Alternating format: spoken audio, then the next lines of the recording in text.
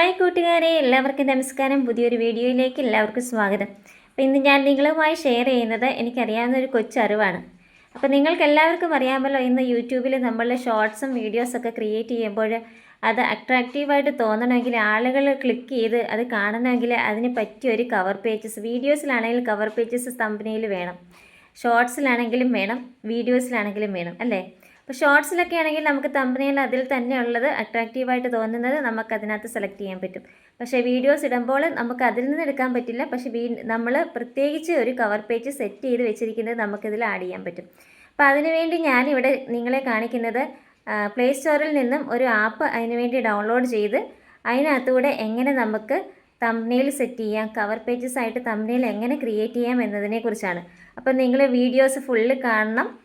കണ്ട് നിങ്ങൾക്ക് ഇഷ്ടമാണെങ്കിൽ ലൈക്ക് ചെയ്യാനും ഷെയർ ചെയ്യാനും കമൻറ്റ് ചെയ്യാനും സബ്സ്ക്രൈബ് ചെയ്യാതെ കാണുന്നവരുണ്ടെങ്കിൽ സബ്സ്ക്രൈബ് ചെയ്ത് കാണുവാനും ഒക്കെ മറക്കരുത്. അപ്പം നിങ്ങളും ഇതുപോലെ ചെയ്ത് നിങ്ങളുടെ വീഡിയോസും ഷോർട്സൊക്കെ ഇട്ടാൽ അത് വൈറലാക്കാൻ പറ്റും, റീച്ചാക്കാൻ പറ്റും, കൂടുതൽ ആളുകളിലേക്ക് അതെത്തും. അപ്പം നമുക്ക് വീഡിയോയിലേക്ക് പോയാലോ.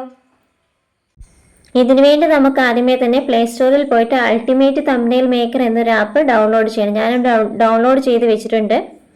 അത് ഓപ്പൺ ആക്കുമ്പോൾ ഇങ്ങനത്തെ ഒരു പേജാണ് വരുന്നത്. നമുക്ക് താഴെ കാണാൻ സാധിക്കും create, frame, my edit, my save.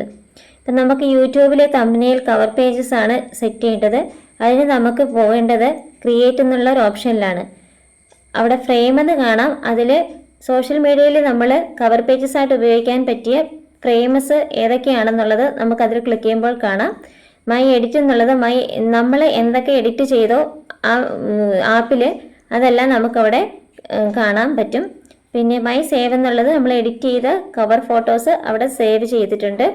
വീണ്ടും നമ്മൾക്ക് അത് ഉപയോഗിക്കണമെങ്കിൽ നമുക്കതിൽ നിന്നും എടുക്കാം. ഇപ്പം നമ്മൾ ക്രിയേറ്റ് എന്നുള്ള ഒരു പേജിൽ ക്ലിക്ക് ചെയ്യുമ്പോൾ ഇങ്ങനെ ഒരു പേജ് നമുക്ക് കാണാൻ സാധിക്കും.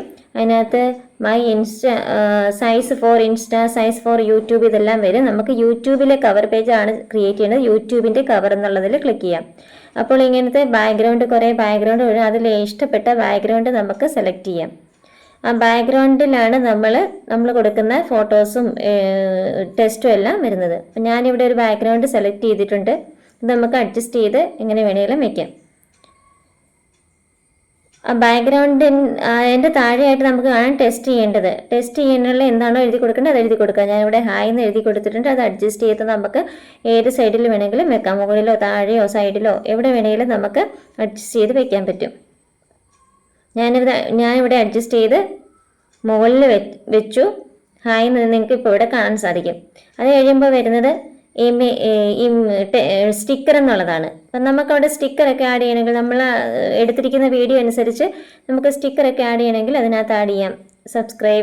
സബ്സ്ക്രൈബും ലൈക്കും യൂട്യൂബും ഒക്കെ ഉണ്ട്. നമുക്ക് സ്ക്രോൾ ചെയ്ത് താഴോട്ട് വരുമ്പോൾ സ്റ്റിക്കറിൽ ക്ലിക്ക് ചെയ്യുമ്പോൾ അതെല്ലാം കാണാൻ പറ്റും. ഞാനിവിടെ സബ്സ്ക്രൈബ് എന്നുള്ള ഒരു സ്റ്റിക്കറാണ് ഇവിടെ ആഡ് ചെയ്തിരിക്കുന്നത്. ഏത് സൈഡിൽ വേണമെങ്കിലും നമുക്കത് വയ്ക്കാം. പിന്നെ അടുത്തതാണ് ഇമേജസ്. നമുക്ക് നമ്മുടെ ഫോട്ടോസ് അതിനകത്ത് വേണമെങ്കിൽ നമുക്കതിൽ ക്ലിക്ക് ചെയ്യാം. Use camera, use gallery എന്നുള്ളതിനകത്തുണ്ട്.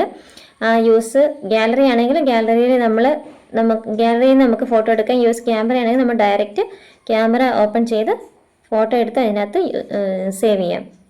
അപ്പം ഞാനിവിടെ ഗാലറിയിൽ പോയിട്ട് എൻ്റെ ഒരു ഇമേജ് എടുത്തതിൽ കൊടുത്തിട്ടുണ്ട്. അത് നമുക്ക് അഡ്ജസ്റ്റ് ചെയ്ത് നമുക്ക് നമ്മുടെ ബാക്ക്ഗ്രൗണ്ടിൽ കൊണ്ടുപോയി വയ്ക്കാം. അപ്പോൾ ഞാനിവിടെ എൻ്റെ ഇമേജസ് ഇവിടെ വെച്ചിട്ടുണ്ട്. അത് നമുക്ക് അഡ്ജസ്റ്റ് ചെയ്ത് വെക്കാം. കൂട്ടോ കുറയ്ക്കോ എന്ത് വേണമെങ്കിലും ചെയ്യാം. പിന്നെ ആ ഇമേജ് വെച്ചപ്പോഴാണ് നമുക്ക് മനസ്സിലായത് ആ ബാക്ക്ഗ്രൗണ്ട് അതിന് ചേരില്ലെന്ന്. അപ്പം വീണ്ടും നമുക്ക് ബാക്ക്ഗ്രൗണ്ട് താഴെ കൊടുത്തിരിക്കുന്ന ബാക്ക്ഗ്രൗണ്ടിൽ ക്ലിക്ക് ചെയ്യുമ്പോൾ നമുക്ക് ഏതാണോ ബാക്ക്ഗ്രൗണ്ട് വേണ്ടത് അതിന് ചേരുന്നത് അത് നമുക്ക് ക്ലിക്ക് ചെയ്യാം. ഇപ്പോൾ നമുക്ക് കാണാൻ സാധിക്കും യൂട്യൂബിൻ്റെ കവർ പേജ് ഇവിടെ സെറ്റ് ആയിട്ടുണ്ട്. ഇനി മുകളിൽ കാണുന്ന ഡൗൺലോഡ് എന്നുള്ളൊരു ഓപ്ഷൻ കാണാം. ആ ഡൗൺലോഡിൽ ക്ലിക്ക് ചെയ്യുമ്പോൾ നമുക്ക് ഡൗൺലോഡ് ആയി കിട്ടുന്നതായിരിക്കും. നമ്മുടെ ഗാലറിയിൽ പോയി നോക്കുമ്പോൾ, നമ്മുടെ ഫയലിലോ ഗാലറിയിലോ ഒക്കെ പോയി നോക്കുമ്പോൾ ഈ നമ്മൾ ക്രിയേറ്റ് ചെയ്ത തമ്പനെയിൽ കവർ പേജ് നമുക്കവിടെ കാണാൻ സാധിക്കും. ഇത് നമ്മൾ വീഡിയോ യൂട്യൂബിൽ ഡൗൺലോഡ് ചെയ്യുമ്പോൾ ഗാലറി വന്ന് പെൻ ഐക്കണിൽ ക്ലിക്ക് ചെയ്യുമ്പോൾ ഗാലറി വന്ന് നമുക്കിത് സെറ്റ് ചെയ്യാനായിട്ട് പറ്റും.